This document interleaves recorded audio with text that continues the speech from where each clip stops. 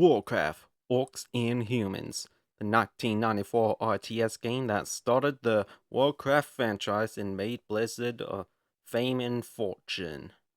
The game intro gives us the setting and the story to this game. I'll play it for you so that you can get a feel to what's coming. In the Age of Chaos, two factions battled for dominance. The kingdom of Azeroth was a prosperous one. The humans who dwelled there turned the land into a paradise. The Knights of Stormwind and the clerics of Norsha Abbey roamed far and wide, serving the king's people with honor and justice. The well-trained armies of the king maintained a lasting peace for many generations. Then came the Orcish hordes. No one knew where these creatures came from, and none were prepared for the terror that they spawned. Their warriors wielded axe and spear with deadly proficiency, while others rode dark wolves as black as the moonless night. Unimagined were the destructive powers of their evil magics derived from the fires of the underworld. With an ingenious arsenal of weaponry and powerful magic, these two forces collide in a contest of cunning, intellect, and brute strength, with the victor claiming dominance over the whole of Azeroth. Welcome to the world of Warcraft. Man, that intro was really something. Really set the mood to the game. Anyway, let's start the game. The game gives you two campaigns, Orc and Humans. Let's start off with the Orcs. Now, you're gonna notice some oddities and issues within the first few missions of the game. The first oddity being how to build your base. If you want to build new buildings, you gotta place them near roads, which is a bit weird. This kind of forces you to plan your base. Not only that, you gotta build your new buildings near other buildings as well, so you can't build a long road and expand very far. The second oddity is unit health. When you start fighting the enemy, you are going to notice that your units do not regenerate their health back, like ever. Once your boys are in the red, you can just kiss them goodbye, since one more hit is just gonna kill them. Third oddity is the fog of war. Once you explore an area of the map, you can see it forever, which is weird, as traditionally, if you don't have units in the area, then you can't see what's happening there. But since you can see them, the explored area, you can use this to your advantage, as you can see when and where the enemy is going to attack and see what they're planning to do. Fourth oddity being enemies chasing you. Now, what I mean by that is that if you get too close to an enemy, they will start going after you and attacking you. Now, that's pretty standard stuff. So what's the issue, you saying? Well, the issue being that the enemies will not stop chasing you. They will chase you until you are dead. Even if you started to run away and get into your base, they will chase you and kill you and stuff. Now, you can use this oddity to your advantage. A common strategy in this game is making a defensive formation near the enemy base or near a choke point. Send one of your units to get the enemy's attention, come back to your formation, and kill anyone that comes near your position. This is an easy way to get rid of the defenders of the enemy base and makes it easy for you to destroy the enemy base. Now, those were the oddities in the game. Now let's talk about the issues in the game.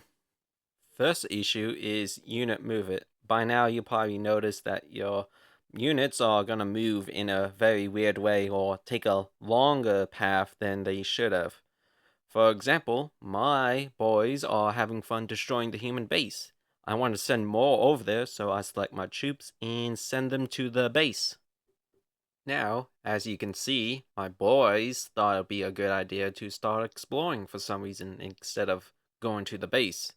Now, eventually they do make it to the base, but some of them go up and the other way around, and some of them goes to the bottom of the map and goes to their base for some reason.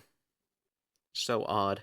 The second issue is how you get your gold. In order to make gold in the game, you gotta get your walkers to go to the gold mine and bring the gold back to your town hall. Seems pretty basic so far, but the issue shows when the gold mine blows up. You would think that I just need to find another gold mine and build a town hall near it, but you can't build a town hall. You have to send your workers to the gold mine, which is far away, and bring the gold back. This makes getting gold longer than it should be. Now, technically, you can build a town hall, but you can only build one if your first one was destroyed, and you gotta build it in the exact same spot as your previous town hall, so you can only build one. Third issue is the total amount units you can select. You can only have up to 4 units selected at a time. Now, at the time of this game was released, selecting more than one unit was really good, as most games at the time, like Doom 2, will only let you select one unit at a time, but nowadays, this selecting 4 units at a time is kind of annoying. Fourth issue is you have to destroy everything. Not one human can be alive if you want to finish a mission. This can be annoying as now you are playing an hide and seek game instead of an RTS game. Man, where is he? Wait a minute, he's probably on my side of the map. Oh, great. Oh, there he is. Crop him. Yeah, finally, I can do the next mission. Now, that is all the issues and oddities. Let's talk about the campaign. Throughout the campaign, you have one simple goal: destroy the humans. Now, in the majority of the missions, that's your goal, but in some of them, that's not really your goal. In the campaign, there are 2 missions where you have to go into a dungeon to either kill an orc or rescue an orc. And there's also a mission where you have to fight against your own race. In the later stages of the campaign, it gets more difficult. You have to destroy 3 bases at a time. Now, the enemy will start to use cheap tricks like sending invisible units to kill your peons, and send wizards to cast rain of fire on your base. On the final mission is where the difficulty really shows itself, where your skills are truly tested. You now have to destroy 3 human bases while dealing with invisible units, conjurers sending rain of fire, and water elements, which can seriously decimate your base and your army. Even though you have a simple goal in the campaign, how you achieve the goal changes throughout the campaign. With each new mission, you and your enemy get a new unit to use, and new spells to use against each other. On the first mission, you get the Grunt. This is your basic melee unit. Grunts are useful for defending your base and defending a choke point in the map. However, they tend to die quickly if you decide to attack their enemy. Later in the campaign, you're going to stop making grunts and instead make some spearmen, which come in the second mission of the campaign. Spearmen are your ranged units. They deal decent damage from afar at 4 tiles. Get a group of them, you can easily defend your base or easily destroy the enemy's base. On your third mission, you get your first spellcaster, the Necrolite. Necrolites are able to raise the dead. In later missions, they get new spells, Dark Vision and Unholy Armor, which makes your units invulnerable to damage. Now, Necrolites aren't that useful. The spells they have aren't that great. Raise Dead doesn't really do a lot. The skeletons they do raise are an inferior version of the grunts. They do less damage, have less health, and are slower than grunts. Dark Vision is also a useless spell. Dark Vision allows you to reveal a small portion of the map, but this is kind of redundant since you can use your units to scout more of the map than using the spell Dark Vision. The only time Necrolites become useful is on Mission 9. This is where they get their Unholy Armor. On Mission 5, you are able to make Raiders. These are similar to Grunts, but they are better. They move faster, they hit harder, and they have a bigger health pool than the Grunts. Raiders are super useful frontline troops, as they can tank damage and dish out damage as well. I recommend getting them. On mission 6, you get the catapult. The catapult is a slow and awkward unit, but they deal a lot of damage. So much damage that they can one-shot units in the game, with the exception of fully upgraded raiders/knights, water elements, and demons. Catapults can easily destroy groups of humans in one shot, making it easier for you to defend your base or destroy the enemy. Your puny human magic can't save you now. Catapults can also deal friendly fire, so make sure you don't shoot a catapult at the enemy if your troops are close to them. On the 7th mission, you get the Warlock, which are able to summon spiders, and later in the campaign, they're able to shoot out clouds of poison, which is your AoE damage type spell, and summon demons, which I will talk about later. Warlocks can summon up to 1 or 4 spiders, depending on the mana. Spiders aren't that great. They deal low damage and they have a low HP, so they can get killed very easily. The only thing they're good for is exploring the map and being cannon fodder for your army. Cloud of Poison is an AoE damage spell that can easily destroy groups of humans or buildings. But be careful, just like the catapult can do friendly fire, so can the Cloud of Poison, so be sure to not get your units caught up in the cloud. In mission 11, you get the spell Summon Demons. Demons are practically a one-man army. They can easily kill humans with 1 or 2 hits, and have enough health to shrug off their attacks. If you are able to summon 3 or 4 demons, you can easily kill the enemy's army and their base. Demons are so good that they can easily beat the last 2 missions in the game. Now that is all the orc stuff. Let's talk about the humans. Humans are slightly similar to the orcs, and I do mean slightly, as there are differences between each race, but there aren't a lot of differences. Human archers can shoot farther than spearmen, but spearmen do more damage than archers. Clerics, which are like the necrolytes, they can heal other units, which is a major thing in the game. They can cast Far Seeing, which is the same as Dark Vision, and make your units invisible. Conjurers can summon scorpions, but like the spiders, the scorpions aren't that great. Conjurers can cast Rain of Fire, which is similar to Cloud of Poison, and they can summon water elements. Now, water elements is the major summons for the humans.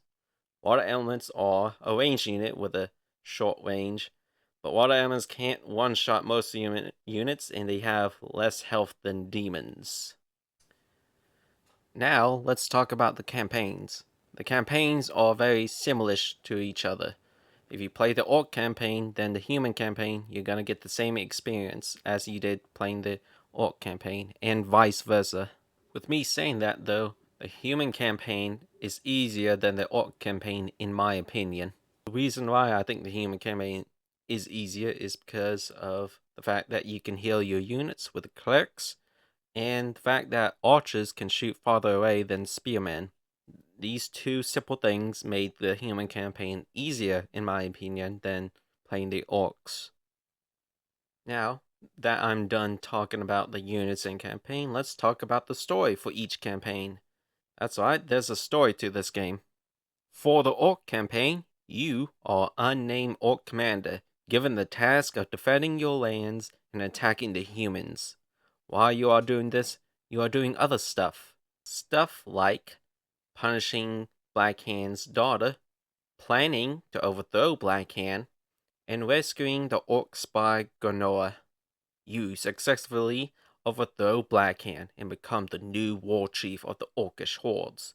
You march your armies into the kingdom of Azeroth, sacking towns left and right. Your army makes their way to Stormwind Keep, the last bastion of human resistance. You destroy the human forces and their castle, claiming dominance over all of Azeroth. For the Human campaign, You are unnamed human commander, given the task of defending the kingdom of Azeroth from the Orc menace. While you are doing this, you are also doing other things, like saving the knight Lothar, dealing with human rebels, and killing some asshole warlock named Medivh. While fighting the orcs, you receive news that the king was assassinated by Gunnar, with his last command that you become the war leader. You march your army across the Swamp of Sorrow, destroying orc settlements left and right. Your army makes their way to Black Rock Spire and destroy the orc menace once and for all, claiming victory for the kingdom of Azeroth. Now, those were the in-game stories, and I have to say that the stories were okay. Both stories felt kind of samey, just like the campaigns and the missions and the units and that stuff. But there's actually more story to this game if you read the manual. In the human manual, it tells us more about Medivh and the kingdom of Azeroth. How Medivh was a powerful sorcerer and that he was responsible for the orcs coming to Azeroth. It also tells us about how the kingdom of Azeroth were fighting the orcs. In the Orc manual, it tells us a bit about Gunnar and the orcish hordes. Turns out Gunnar is half orc and half human. And it tells us how the orcs first fought the humans. We also get to read a little bit about Blackhand. Alright guys, I think it's time to rate this game, and I would give it a 7 out of 10. This game has its issues like the unit movement and the repetition, but this is still an alright game to play. The graphics are pixelated, but that's a given since it's a, DOS game and it's from the 90s, and the music is nice to listen to. This game was fun to play, and y'all would also enjoy it too if y'all into an old RTS games. Well, guys, this is the end of the video. Thank you for watching it and getting this far in the video. It means a lot to me. Tell me what you think about this video in the comment section, if I did good or not. Don't be afraid of letting me know. I want the feedback and stuff. I had fun making this review video, and sorry it took so long. I procrastinate a lot and don't have a lot of experience. But anyway, I might make another review video down in the future and such. Don't know what game I'm gonna play, but it's probably gonna be something I like. Anyway, thank you for getting this far, and I see y'all in the next video. Have a good day.